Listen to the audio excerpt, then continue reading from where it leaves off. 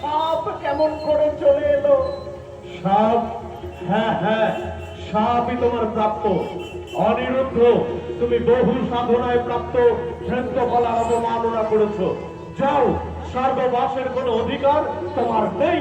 না প্রভু, আমি ওইভাবে মার্জনা চাইছি প্রভু, এমন অভিসম্পাদ দেবেন না প্রভু। উষা দেবাদিদেবের বাক্য ব্রহ্ম বাক্য সমান, তা হিমাদ্রি নির্গত স্রোতস্বিনীর মতো। একবার তা উচ্চারিত হলে আর যে সংবরণ করা যায় না। বেশ, তাই যদি হয় তাহলে এই স্বর্গ ছেড়ে আমিও যাবো মর্তধামে।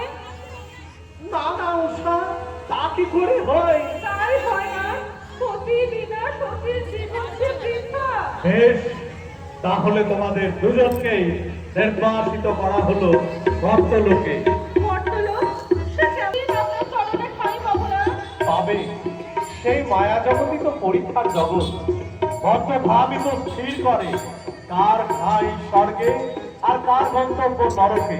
যদি পবিত্র জীবন ধর্ম পালন করে মানব কল্যাণে নিজেদের নিয়োজিত করতে পারো, তাহলে মর্তলোক শেষ করে আবার ফিরে আসবে আমার চরণে। প্রভু, আশীর্বাদ করুন, আপনার জনগণকে যেন আবার ফিরে আসতে পারি আপনার চরণে। যাও উষা, তুমি সাইবেনের কন্যা বেহুলা রূপে জন্মগ্রহণ করবে। অনিরুদ্ধ আমার পরম ভক্ত চন্দ্রধর বণিকের কনিষ্ঠ পুত্র লক্ষিন্দর রূপে জন্মগ্রহণ করবে। তোমরা দুজনেই মর্তলোকে নিজেদের পরীক্ষায় উত্তীর্ণ হয়ে আবার ফিরে এসো আমাদের কাছে, এই আশীর্বাদ করি। যাও।